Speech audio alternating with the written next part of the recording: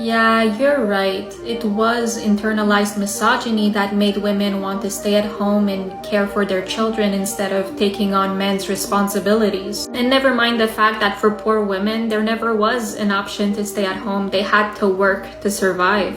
But really, men had it so good at the beginning of the 1900s. They could work 7 days a week, 10 hours a day, in amazing sanitary conditions, and they got drafted. Amazing opportunities, really. I get a lot of comments like this. I just find it really sus that I can't talk about things men are good at without also having to talk about things that women are good at. Women, not everything is about you.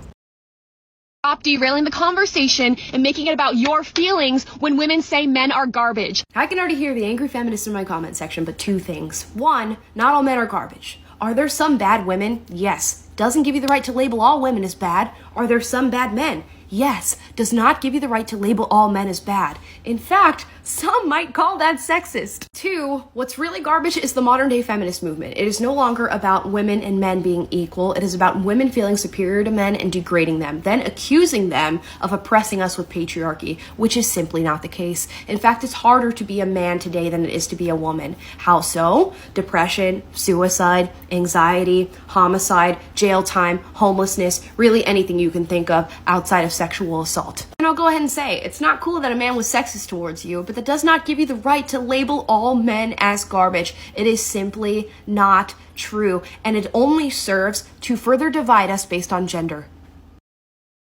This is so wrong for so many reasons. It's not just that they've both been playing professional basketball for... I was just gonna keep scrolling, but then I saw your description. You said not to come at you with the whole the NBA makes more money. But that's literally how it works. But to prove to you that this isn't sexism, I will give you an example involving two men. This is Robert Downey Jr. He plays Iron Man. We all know this. He, for many, many years, was the face of the Marvel Cinematic Universe, and he made a lot of money while he did it.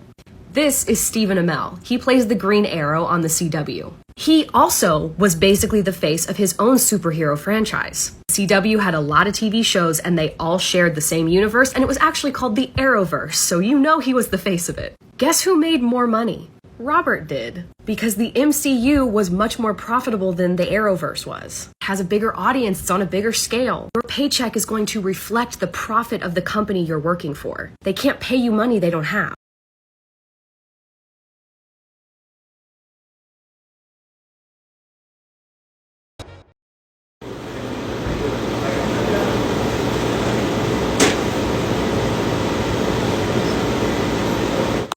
Let's unpack why in the world you think any random man should just help you. Why?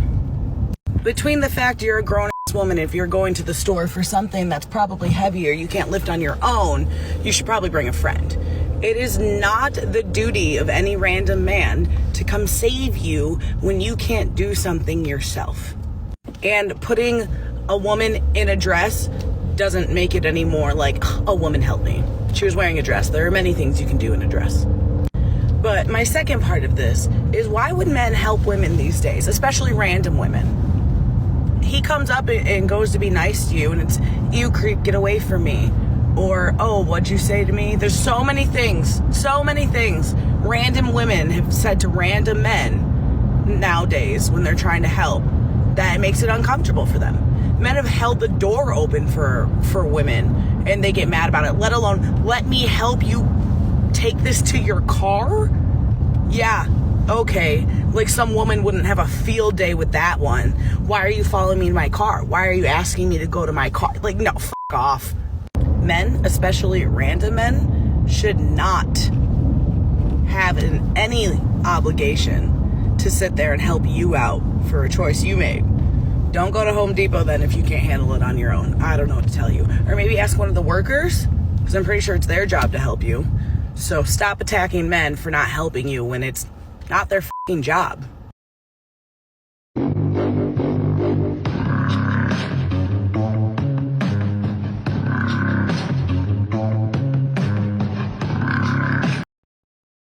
Recently on my TikTok, I've been having some trouble with feminists, and I just have a few things to say. Feminists will claim they love and will fight for all women, but what I don't understand is, Tell feminists you're having conflicting opinions with them and see how badly most of them start treating you. Part of toxic femininity is ostracizing women who go against them. The majority of feminists aren't guided by moral principles. Instead, they're guided by political agendas, a thirst for power, their egos, and a desire for revenge. And they think they are so enlightened when they are just ideologically possessed. Alright, good talk. I actually find the idea of a pick-me girl very funny. Like, I know that it's supposed to be, like, really offensive, and typically is used by liberal girls to describe conservative girls, to call out their internalized misogyny. But I just think it's really ironic, because it's always the feminists using it. And it's the feminists who are assuming that if a woman has a different opinion than them, that means that the woman must be trying to please a man. Like, no, sweetheart. I think you might be the one who's a little bit misogynistic here. Because if you think that a woman can only have a different opinion because she's trying to please a man, maybe you're the problem. So pick me is such an easy term to use on the other person. Did they pick you yet? Well, not really. Because the number of male feminists that I've had angry at me is just too many for you to count. I'm the one with the unpopular opinion here. Maybe you're the pick me. Okay, I just want to point out that there is nothing wrong with being dependent on someone you love for something. Because the fact of the matter is that as human beings, we can't do it all on our own. I don't care how much of a baddie you think you are and how independent you may be, you are dependent on someone for something. Right now, in this phase of my life, I am mostly dependent on my husband for finances, and my husband is mostly dependent on me to take care of our children. And we're both dependent on God to give us life every day. We work together and depend on each other for different things, and in doing so, we are able to create a life that we wouldn't be able to have on our own. And that is what marriage is, and that is what family is, and it is wonderful, and it's not something to be embarrassed of or to be ashamed of. It doesn't make you weak. I'm so happy that I have someone that I can count on, someone who can help me and someone who I can help, and we can get through life together. There's nothing weak and there's nothing wrong with that at all. Dang, little mama, you is such a loser.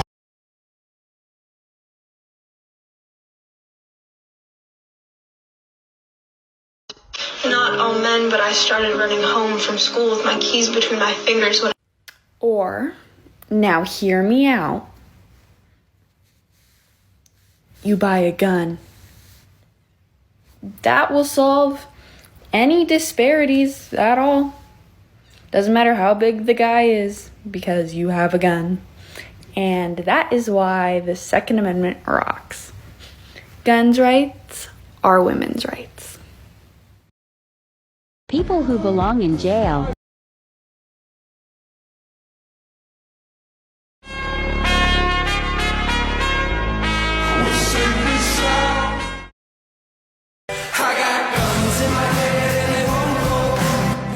In my head and they won't go. I got guns in my head and they won't go. Spirits in my head and they won't go. I got guns in my head and they won't go. Spirits in my head and they won't go.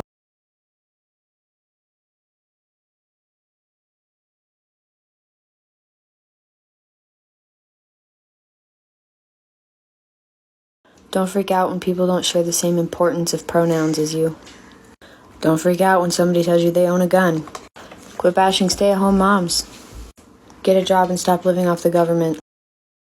I watched the Army's new recruiting video, and I can hear the laughs imported from across the globe. At this point, we deserve to get invaded, because what the heck was that? I like military ads that look like Top Gun, not Disney. Centering an ad around the fact that a soldier has two moms is completely irrelevant. The military is not a social experiment.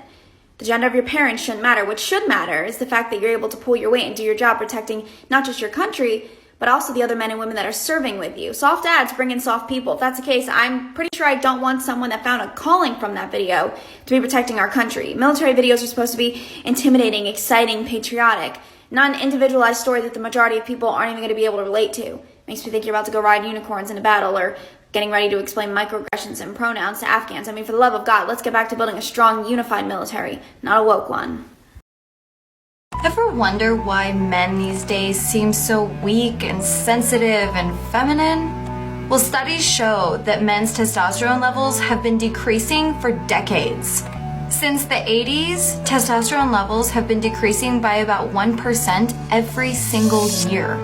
Maybe it's the natural progression of evolution, or maybe it's all the endocrine disrupting chemicals in our consumer products like nonstick pans, bath products, beauty products, perfume, cologne, household cleaning products, in our foods. Maybe it's atrazine, maybe it's glyphosate, maybe it's all the pesticides and herbicides, maybe it's all the phytoestrogen and all the soy that men are consuming constantly these days. Maybe it's social conditioning. You know, it's a lot easier for the world leaders to control populations when they're weak and docile.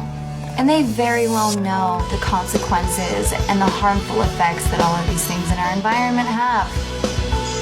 Let's wake up out of this fog and take our frickin' power back. I'm not that good at math, but I'm pretty sure that doesn't add up.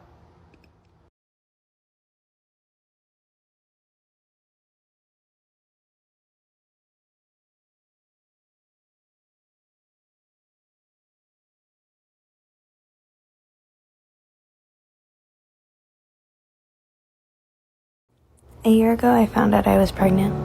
I decided to have an abortion because I thought it was the right choice. What I feel no one talks about is this forbidden grief that many women struggle with after an abortion. On the right side, you're labeled a sinner, while on the left, you're expected to only gain relief in an open future, when in reality, it felt like all my doors had been closed. No one wants to hear about the negative effects an abortion can have without it getting political. Show yourself, and then show what almost killed you.